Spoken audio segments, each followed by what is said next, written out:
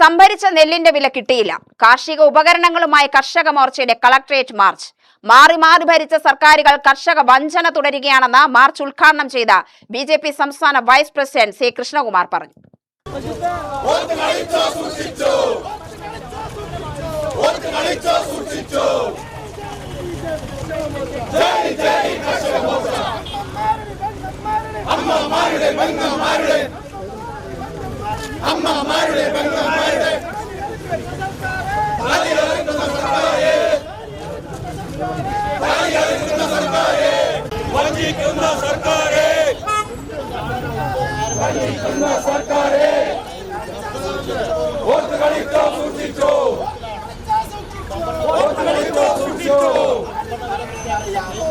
നെല്ലളന്ന് മാസങ്ങൾ കഴിഞ്ഞ PRS ലഭിച്ചവർക്ക് പോലും നെല്ലിന്റെ വില കിട്ടിയിട്ടില്ല.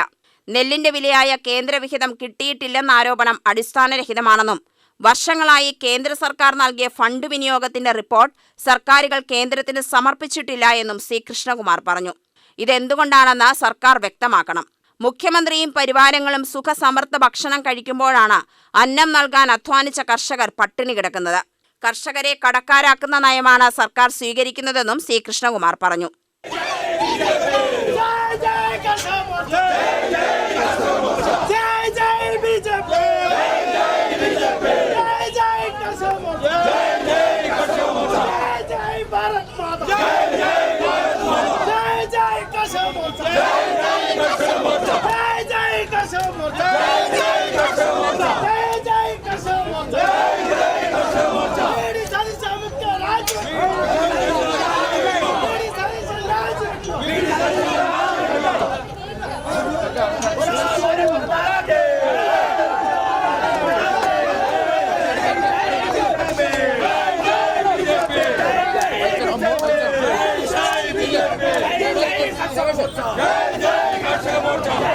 അന്ന് കോൺഗ്രസിന്റെ അന്നത്തെ UDFന്റെ നേതാക്കന്മാരെല്ലാം അന്ന് കേരളത്തിലെ കർഷകരോടൊപ്പം പറഞ്ഞതാണ്.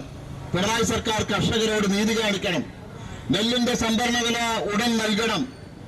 UDFന്റെ MP-മാർ ലോകസഭയിൽ ചോദിച്ചു. ഇവിടെ കേരളത്തിലെ കൃഷിമന്ത്രിയും അതുപോലെ തന്നെ ഭക്ഷ്യവകുപ്പ് മന്ത്രിയും എല്ലാം കേന്ദ്രം പൈസ തരാനുണ്ടെന്ന് പറയുന്ന സമയത്ത് അത് ശരിയാണോ എന്നറിയാൻ നിങ്ങളുടെ MP-മാർ ലോകസഭയിൽ ചോദ്യം ചോദിച്ചിട്ടുണ്ട്. അവർക്ക് വ്യക്തമായിട്ടുള്ള മറുപടിയും കിട്ടിയിട്ടുണ്ട്. എന്തുകൊണ്ടാണ് കേന്ദ്രം പൈസ തരാൻ കഴിയാത്തത് എന്നുള്ളതിനെ സംബന്ധിച്ച് നിങ്ങളുടെ MP-മാർക്ക് ഉത്തരവ് ലഭിച്ചിട്ടുണ്ട്. എന്തായിരുന്നു? 2018 മുതൽ കേന്ദ്രം നൽകിയ പൈസയ്ക്ക് ഓഡിറ്റ് റിപ്പോർട്ട് സമർപ്പിക്കാത്തതിന്റെ പേരിലാണ് കേരളത്തിലെ നെൽകർഷകർക്ക് ലഭിക്കേണ്ട, ഇവിടുത്തെ കേരളത്തിലെ കർഷകർക്ക് ലഭിക്കേണ്ട പൈസ കേന്ദ്രത്തിൽ നിന്ന് ലഭിക്കാത്ത സാഹചര്യം വന്നത്. 90% നെല്ല് സംഭരിച്ചാൽ അതിന്റെ വിലയായിട്ടുള്ള 90% കേന്ദ്ര ഗവൺമെന്റ് എപ്പോഴും കൊടുക്കാറുണ്ട്.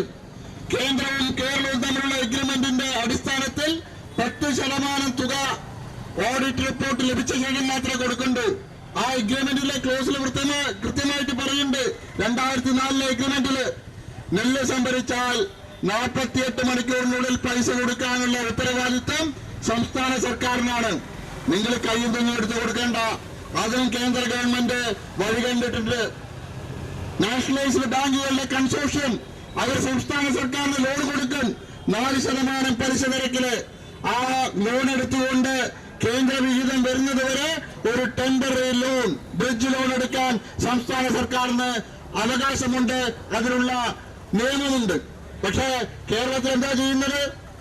അത് പിണറായി സർക്കാരായാലും ശരി, ഇപ്പൊ ഭരിക്കുന്ന VD സതീശൻ സർക്കാരായാലും മുന്നിലുള്ള ഉമ്മൻചാണ്ടി സർക്കാരും എല്ലാം ചെയ്തത് പാവപ്പെട്ട കർഷകരുടെ പേരില് ലോണ്, കാർഷിക വായ്പ എടുപ്പിക്കുകയാണ് ചെയ്യുന്നത്. ഓണക്കാലമായിട്ടും സർക്കാർ വില നൽകാത്തതുകൊണ്ടാണ് പ്രതിഷേധവുമായി രംഗത്ത് വന്നത്. കടം വാങ്ങിയും സ്വർണം പണയം വെച്ചും കൃഷി ചെയ്യുന്നവരെ അവഗണിക്കുന്ന നിലപാട് സർക്കാർ മാറ്റണമെന്ന് കർഷകർ ആവശ്യപ്പെട്ടു. പാടത്തിറങ്ങുന്ന കർഷകനാണ്, ചളി പുരണ്ടത് അങ്ങനെ പാടത്തു നിന്ന് വരികയാണ് ഞങ്ങൾ. കാരണം ഗവൺമെന്റിനെതിരെ ഇങ്ങനെയെങ്കിലും കണ്ടുകൊണ്ട്, ഈ വേഷം കണ്ടുകൊണ്ട് സർക്കാർ ഒന്ന് കണ്ണുവരട്ടെ എന്ന് പറഞ്ഞു ഞങ്ങൾ ഈ പ്രതിഷേധം. 4 മാസമായി. നമ്മൾക്ക് വന്നിട്ട് 6 മാസം കഴിഞ്ഞു. 6 മാസം കഴിഞ്ഞു. 2-ാം മാസം തുടങ്ങിയതാണ്. ഇത്ര നേരം 10 പൈസ കിട്ടിയിട്ടില്ല, കൃഷിക്കാരെ കിട്ടിയിട്ടില്ല. കളവലിക്കല് നടിയിലെ ട്രാക്ടർ കൂട്ട് ഇതിന്റെ 10 പൈസ കിട്ടിയിട്ടില്ല. അതാണ് ഇപ്പൊ ഇങ്ങനെ ഈ കൈക്കോട്ടും കുടുംബവുമായിട്ട് ഞങ്ങൾ ഈ ചളിയിലിറങ്ങുന്ന കർഷകൻ ആദ്യ വേഷത്തിൽ വരാനുള്ള സാഹചര്യം ഈ വേഷമെങ്കിലും കണ്ടുകൊണ്ട് സർക്കാർ കണ്ണു തുറക്കുകയാണെങ്കിൽ തുറക്കട്ടെ എന്നുള്ള ഒരു ഉദ്ദേശം വെച്ചിട്ടാണ് ഈ സമര പരിപാടി മുന്നോട്ട് വന്നത്. ജില്ലാ പ്രസിഡന്റ് രമേശ് അധ്യക്ഷത വഹിച്ചു. BJP ജില്ലാ general secretary AK Omanakuttan, Venu, Ambujakshan, baby Vennakkara, Haridas എന്നിവർ സംസാരിച്ചു. UTV news, Palakkad.